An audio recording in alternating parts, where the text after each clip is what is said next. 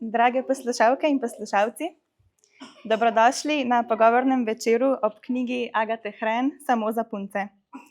Avtorica te iskrive knjige je žena, mama, življenja polna ženska in svetovalka na področju ženskosti in materinstva. Agata, dobrodošla med nami.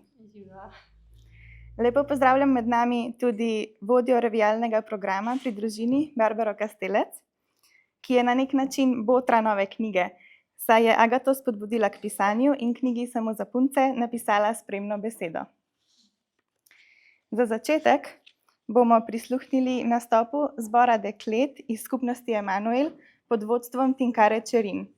Zapele bodo pesem Blagoslovljena gospa, ki je del nastajajočega albuma, ki ga pripravlja skupnost Emanuel.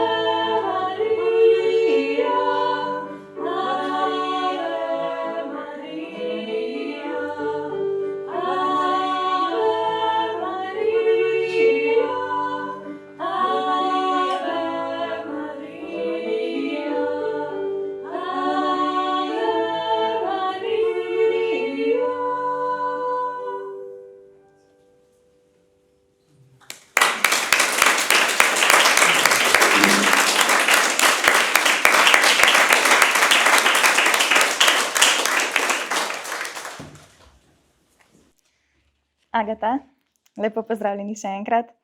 Preden se usmeriva k knjigi, naj vas publika malo bolje spozna. Ste žena, mama, vsestransko aktivna ženska. Nam lahko poveste kaj več o sebi? Ja, sem Agata, sem stara, kmalu bom 33 let, sem mama 4 otrokom in sem v bistvu že med študijem socialne pedagogike nekako zajadrala v ženske teme, sem jih začela raziskovati in s tem sem v bistvu tudi oblikovala eno svojo platformo, ki pa v bistvu ustvarjam še zdaj. Ja, nova knjiga ni prva izkušnja, ko ste se spoprijeli s pisanjem. Že več let sodelujete z revijo Najst, kjer pišete rubriko o nasvetih za odraščajoča dekleta, ki je tudi naslov Samo za punce. To gotovo ni naključje, kaj ne? Ne, ni, ne. V bistvu smo dolgo časa iz te rubrike v bistvu knjiga nastala. Saj, če malo povem, da na samem začetku, ko sem bila povabljena to rubriko ustvarjati, smo imeli v bistvu že te junakinji noter. Pa, ko smo se odločili, da bomo malo rubriko zamenjali, oziroma formo rubrike zamenjali, se je pa meni toliko stožil po tem načinu pisanja, po teh dveh junakinjah, da sem v bistvu predlagala, če bi iz tega mogoče nastala knjiga, da bi napisala z njima knjigo. Tako da, ja, ostalo je zgodovina. Kako dolgo pa je zorel ta projekt? Kako se je oblikovala ta končna podoba? Ja, v bistvu se mi zdi, da je projekt kar nekaj časa zorel že pri meni, bi rekla. Mi je to pisanje, se prav spomnim, sem si vzela tiste ene jesenske mesece, tiste 2 leti nazaj, ali kako, mogoče še več. Sem si jih čisto spraznila, koliko bom veliko pisala. Pa sem imela pa tako blokado, da nisem napisala čisto nič, oziroma zelo malo.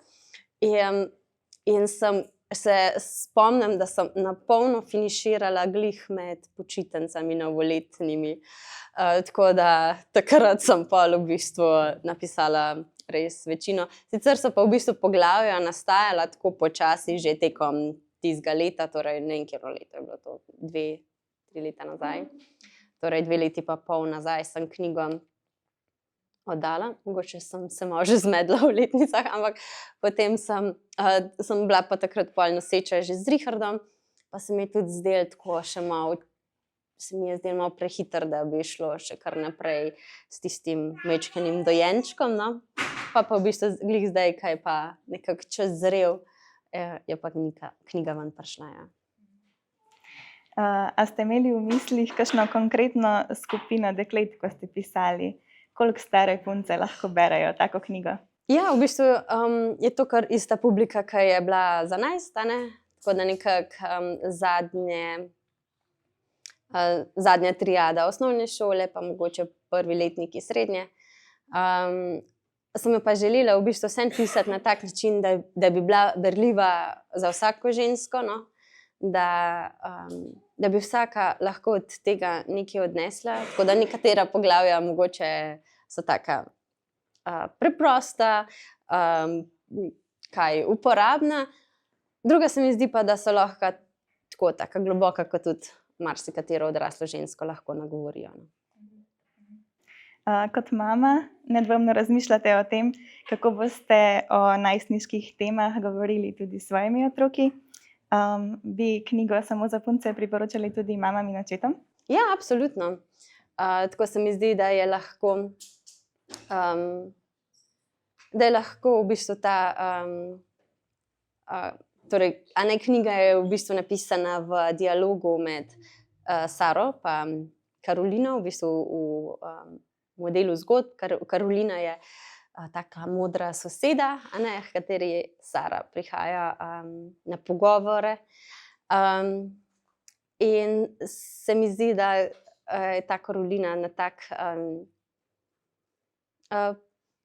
tak prijeten način v bistvu spregovori o vseh temah, ki se tičejo najstništva, no. Je mogoče lahko kakšnemu staršu to v pomoč. Ja, če se dotakneva konkretne vsebine knjige, nekaj ste že zdaj povedali. Torej, najstnica Sara in njena soseda Karolina skupaj sproščeno debatirata o temah, ki najstnice zanimajo, pa se pogosto nihče ne pogovarja o njih, a ne. Ko sem jaz brala to knjigo, sem imela občutek, da lahko kar čutim ta duh domačnosti, duh pristnosti, ki veje iz Karoline in iz njene hiše. Je pa to za Saro izjemno pomembna oseba, ker ji lahko zares zaupa in se k njej zateče. In me zanima, a je morda Karolina, ste imeli kakšen podoben lik tudi vi v svojem življenju? Jaz sem to Karolino sestavila iz večjih likov svojega življenja. Se mi zdi, da je tak konglomerat podob žensk, starejših žensk v mojem življenju, no, da sem pobrala tiste najbolj pozitivne vidike vseh teh žensk, ki so mene spremljale. Tako da ja, je v bistvu na tak način pol Karolina nastala. Lepo bi bilo, če bi vsaka najstnica imela svojo Karolino, a ne? Ja. Vsako poglavje knjige je namenjeno torej eni temi. Raztezajo se vse od vprašanj o ženskem ciklu do določanja velikosti modrčka, do pogovorov s fanti. A ste poglavja izbirali po kakšnem posebnem vrstnem redu, po kakšnem posebnem ključu? V bistvu so takrat za urednico Jerco imele seznam 20 tem, kaj vse bomo vključile not. In pa sem jaz začela pisati in sem kaj kmalu ugotovila, da v bistvu ne morem ene teme lepo obdelati v zaokroženo celoto na torej parih straneh. Tako da so v bistvu določene teme izpadle. Tiste, ki sem jih pa pač obdržala, sem pa želela nekako ohraniti neko ravnovesje ali pa tako, da gre čez cel spekter, da pokrivajo cel spekter od teh resnih tem do bolj preprostih, ene te življenjska vprašanja, da čim več pokrijejo. No, tako da ko sem izbirala tematiko, sem pač skrbela za to, da je neka uravnovešenost med temi vsebinami. A se vam kakšno poglavje zdi še posebej pomembno? Ali pa mogoče, katero je vaše najljubše? Najbolj dragoceno mi je bilo tako pisati prav ta zadnjo poglavje, no, tako, kako ne rečem, tako motivacijsko, ali kaj ne rečem, tako eno sporočilo, no, enega upanja. Pa so mi pa v bistvu tudi, ne vem, o cikličnosti se mi zdi, da je lepo ratal. Še marsikater drug, no, ampak ne bom zdaj naštevala vseh. Vključili ste pa tudi poglavje o porodu. Zakaj se vam zdi pomembno, da o tem govorimo že z dekleti, ki so šele na začetku pubertete? Zaradi tega, ker se mi zdi, da so ta prava leta, ko se lahko ko so pozitivna sporočila o porodu lahko kontrautež negativnim sporočilom družbe, da so v bistvu pozitivna sporočila tisto, kar se najprej usede v ta mlin in pač pol tudi noter ostane, ta prispodoba, tisto ta prvo žito, ki so ga dali mlet, je v bistvu čez cel dan pol ostalo, a ne v mlinu. In tako se mi zdi, da s temi temami nikoli nisi prezgoden, ker seveda lahko na primeren način to predstaviš, ampak da je to neka lepota narave, v kateri smo ustvarjeni, ena lepota v bistvu tudi ženskosti, da je ta v bistvu ta točka nekega prehoda ženske v mamo, da je del nas, da ni tabu. Tako.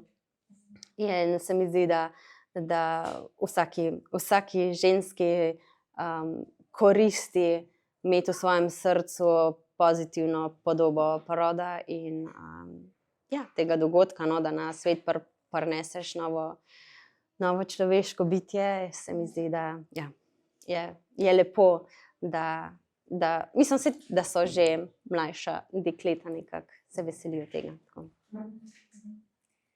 Lahko rečem, da je čisto vsako poglavje nabito s koristnimi informacijami, pa se knjiga kljub temu bere zelo tekoče in prijetno. Kako da ste se odločili, da vse te vsebine predstavite ravno v obliki pogovora? Zaradi tega, mislim, točno zaradi tega, kar si rekla, da se bere. Se mi zdi, da te ene tehnične stvari ali pa tudi neka dobra sporočila o življenju, če so suhoparno napisana, tega nihče ne bo bral.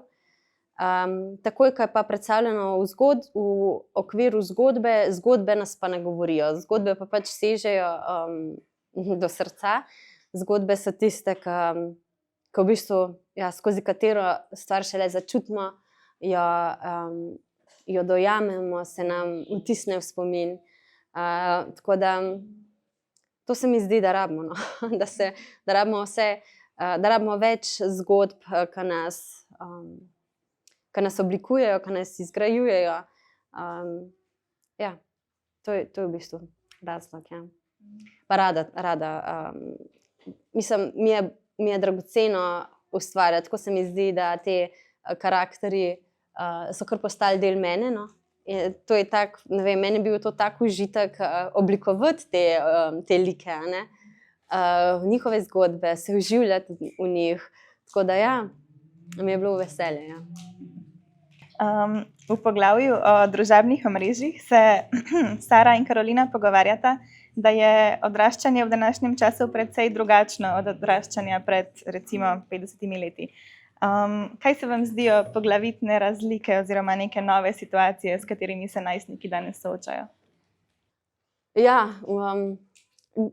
Glih to poglavje, ki si ga omenila, to je bilo edino poglavje, ki bi ga mogoče v knjigi, če bi šla za nazaj ali pa kaj popravljati, bi ga še nekoliko zaostrila. Torej tukaj se mi zdi, da v tem obdobju vmes so prišle ven še res nove raziskave, pa novi viri o tem, o družbenih omrežjih.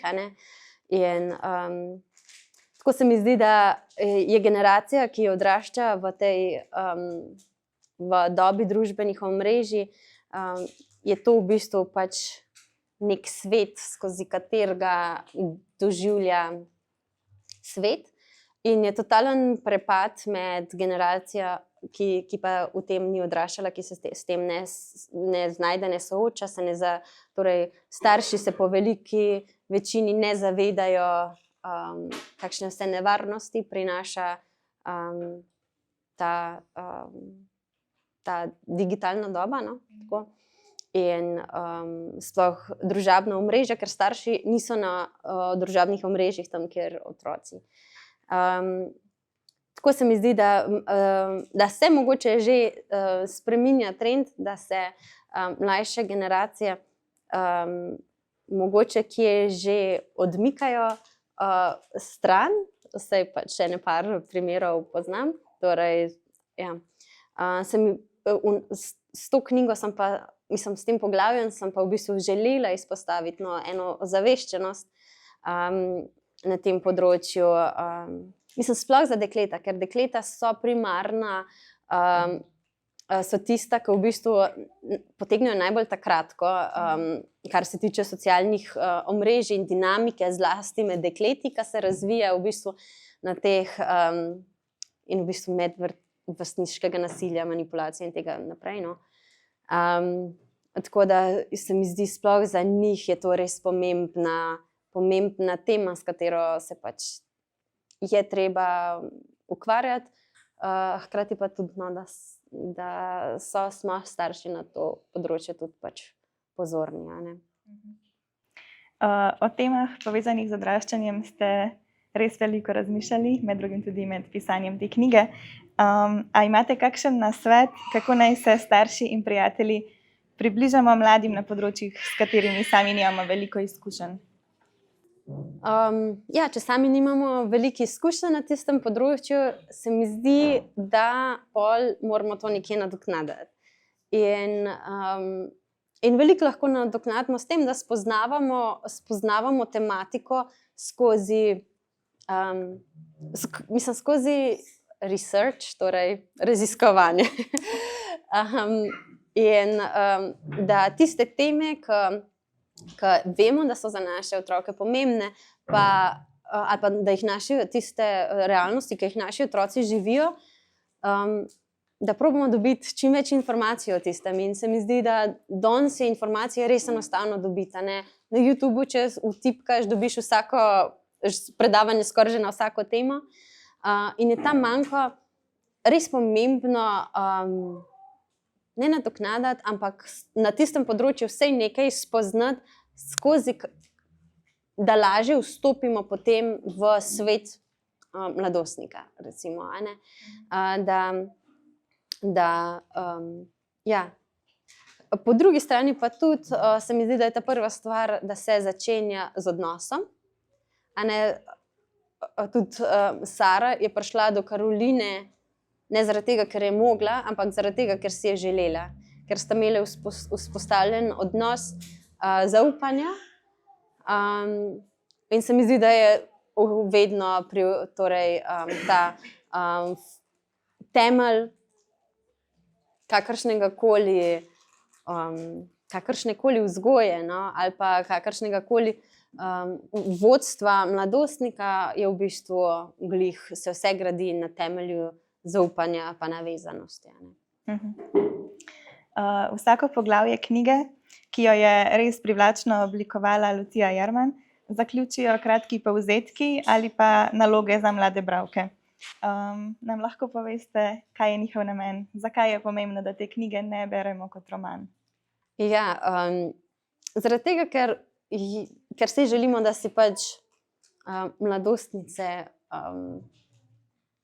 da se ozavestijo te stvari, a ne? Mislim, saj tudi če prebereš kot roman, nič ni narobe. Ampak da lahko v bistvu še neko akcijo iz tega izpeljemo, no? Da neke odločitve, neke spremembe, no? To bi bil pa cilj. Knjigo Samo za punce ste seveda izdali pri založbi Družina. Kaj je tisto nekaj več, kar lahko katoliška založba, katoliška avtorica sporoči današnjim mladim? Zakaj je pomembno, od kje dobivajo informacije o teh temah? Knjiga je sicer pisana tako, da je pisana za kakršnokoli publiko in sem se kar načrtno držala na strani takih splošnih pa trajnih vrednot, ne. Se mi zdi, da neka katoliška tradicija je vseeno zasidrana v tej tradiciji nečesar, kar traja že 2000 let in je preizkušeno, ne. In je v bistvu jaz sem vzela te vrednote, ki jih v bistvu mi živimo, in se mi zdi, da so splošno vrednote, ki dajo življenje, no, tako, ki nas zaščitijo, ki nas vodijo tako v dobro, a ne. In ja, sem v bistvu vesela, da smo z družino pač, mislim, meni so bili v bistvu sploh ta prva urednica, torej Jerca, mi je bila takrat res tudi opora pri temu, kako stvari začrtati, no, sem vesela za to sodelovanje, ne, z družino, ker smo se razumeli, ker smo bili na isti točki, kaj hočemo ustvariti. Ja. Kaj bi rekli, kaj ste se sami naučili med nastajanjem te knjige? V bistvu, že ko sem delala to rubriko, no, veliko tem, ki so tukaj noter razdelane, so bili najprej, ne vem, enostranski članki, a ne. In že takrat je bila pa urednica Lucija Čakš in mi je ona dajala te teme. In za marsikatero temo sem si mislila, a resno. In glih zaradi tega in glih tiste teme se mi zdi, da so mi največ dale, sem najbolj nekako lahko, pač neka tema, ki sama nikoli ne bi izbrala, ampak potem, ko sem se je lotila, ko sem jo začela kaj predelovati pa žvečati, sem bila pol kar presenečena, sem si mislila, lej, to je pa, ta tema je pa v bistvu ratala kar dober članek in pa na koncu v bistvu tudi zelo so rata pač dobro poglavje, a ne. Tako da samo pisanje je zame pomenilo, da sem čisto vsako temo od tega poglavja mogla najprej raziskati, a ne. Ni bilo to, da bi kar nekaj jaz iz rokava stresla. Rabila sem dobiti zgodbe, tukaj mi je res prav prišlo, da so mi pri tem pomagale sledilke, ki so mi šerale kakšne svoje svoje zgodbe ali pa svoje mnenja in tako. Da sem dobila vpogled še v druga doživljanja žensk. Ja, in pol s tem, ko več zgodb, ko slišiš, bolj se ti tudi izoblikuje sporočilo, ki ga ti pol želiš dati naprej, neko pozitivno sporočilo. In ja, meni je bilo zelo dragoceno v bistvu to pisanje že zaradi mojega izgrajevanja. Tako. Če bi lahko, kaj bi sporočili danes 14-letni sebi? Ja, da je fajn okrog sebe iskati modre, starejše ženske, da je dobro prisluhniti njihovim nasvetom, torej, da tiste, ki jim zaupam, ki jim zaupaš, da nose taki nasveti v bistvu, da so sad izkušenj in neke življenjske modrosti, ki se pridobi samo s časom. In da se v bistvu na koncu vse izide v dobro, tudi vse, kar je težko, kar je neprijetno, kar je vse preizkušnje. Se mi zdi, da adolescenca je eno tako obdobje, ki je res polno nekih preizkušenj pa tako življenjskih prehodov, neke turbulence, da te vse to na koncu izgrajuje in da je pomembno, da zaupamo, če sledimo, jaz bi rekla, tudi neki svoji intuiciji za dobro, no? Če smo obkroženi z ljudmi, ker že vidimo, ko človeka spoznaš po sadovih, vidiš, kakšen človek je, in da se pač oprimemo tistih ljudi, ki vidimo, da imajo dobre sadove, in da jim pač prisluhnemo, zaupamo. Ja, to. Pa še za konec, kaj je glavno sporočilo, za katerega si želite, da bi ga mlade bralke prejele in ponotranjile ob branju vaše knjige? Ja. Glavno sporočilo je, da začutijo eno vrednost, ki jo nosijo, že samo zaradi tega, ker so dekleta, ker so ženske, da vzljubijo to, da je to nekaj lepega, da je tudi pot odraščanja nekaj čudovitega, da je pot oblikovanja človeka, v kakršnega se bodo razvile, da je tako intenzivno obdobje glih zaradi tega, ker nam tudi pol največ lahko da. Tako, neko sporočilo upanja, zaupanja tudi, zaupanja sebi, svoji intuiciji. To. Hvala. Naš skupni čas se sedaj izteka. Kmalu bo priložnost za vas, poslušalke in poslušalci, da avtorici Agati zastavite kakšno vprašanje tudi vi. Še pred tem pa bomo prisluhnili glasbeni točki Mije Pupis in Luka Urbančiča.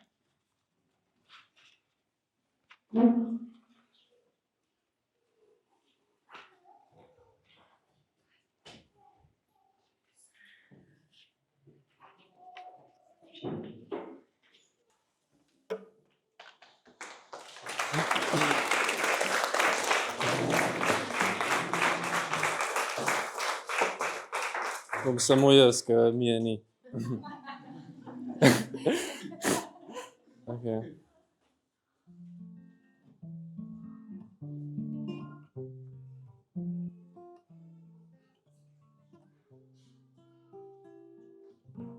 Ne prižigaj luči, daj zapleši v temi, stari valček z menoj nocoj.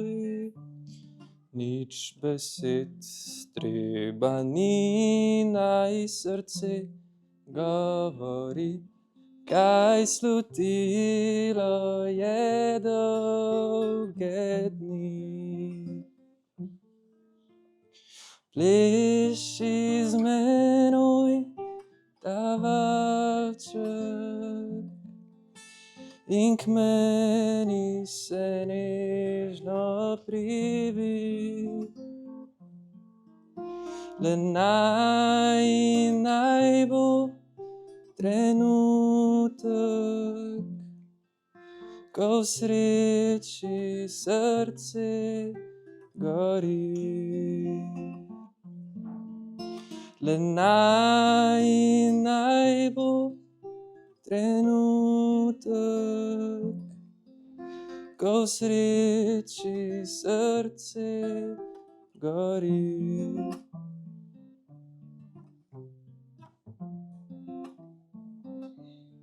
Glasba noč, jaz in ti, nič besed treba ni.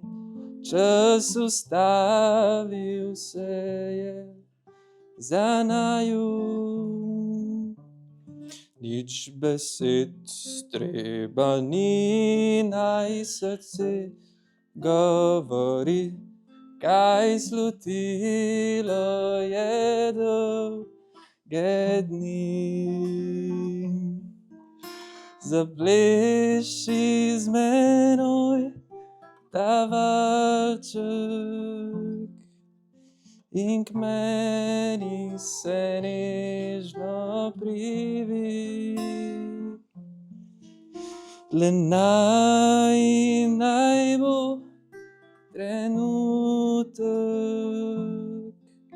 ko v sreči srce gori.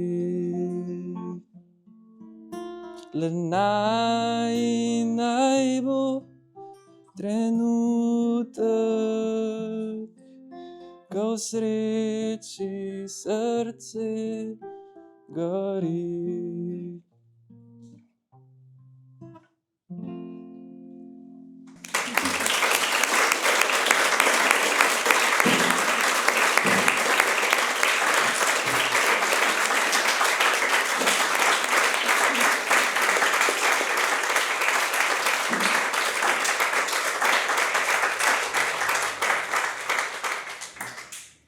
Ja, najlepša hvala, Luka, za tak lep nastop. Zdaj pa ste vi na vrsti, drage poslušalke, dragi poslušalci. Kakšno vprašanje za Agato? No, dajmo, da slišimo. Mislim, da zadnji objavi, pač ko si promovirala knjigo na Instagramu, si vmes napisala, da se ti zdi, da je to, da si najstniška pismo malo ozdravila, tako da je nekaj bilo izpolnjeno. In malo me zanima, kaj je, recimo, kjere teme so da tiste, kako, da ti je zafilal, se mi zdi, da pač to tako ogled najstniški in kako bi to knjigo sprejela najstniška Agata Linč.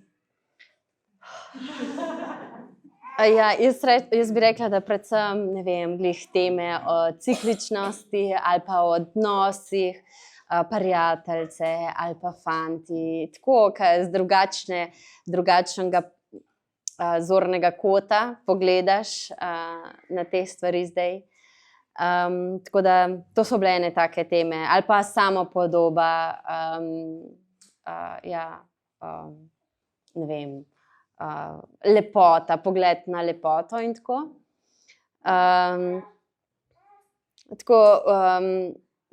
To so bile v bistvu teme, no, tako, kar se mi zdi, da mislim, saj skoraj vsaka tema bi rekla, da mi je nekaj tako dala. Kako bi pa jaz sprejela? Ne vem. Jaz sem zmeraj sodila knjige po naslovnici, lahko je bila še ne vem koliko dobro napisana knjiga, pa če je bila grda naslovnica, sem rekla ne, hvala. Tako da mogoče bi to celo vzela v roke, se mi zdi, da je res lepa. Tako, ja, čisto vizualno. In po mojem bi jo v redu sprejela. Zdi se mi, da bi jo. Ja. Še kakšno vprašanje? Mene pa zanima, katere so bile pa tiste teme, ki ti sprva niso bile všeč, ki ti je Lucija predlagala, recimo? In katere so bile tiste teme, ki si pa ti želela vključiti, ki so bile na tem seznamu in nisi uspela? To se ne spomnim, ker jih je še cel kup. Ampak teme, ki so... Jaz sem načeloma rada pisala o stvarih, ki so mi bile v izziv, pa tako raziskovanje.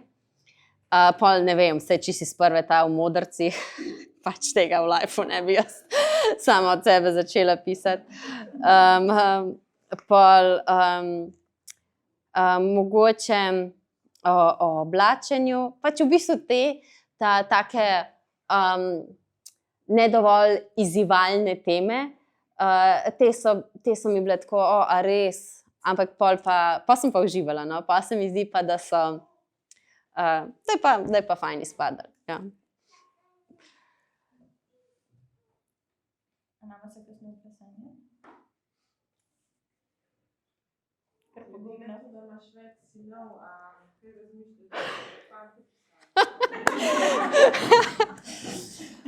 To pa mislim, Petra, da imaš več izkušenj, tako da to lento pa te prepuščam. V bistvu sem imela že tako, me je prešinilo tudi to, ampak glih zaradi tega, ker imam vseeno že kar ene par otrok, imam zelo omejen čas, ko lahko ustvarjam in se mi zdi, da bi se mogla zdaj pa še v moški svet poglabljati. Ne, hvala. Tako da, ne vem, lahko rečete Gašperju. Ne, mu rečete.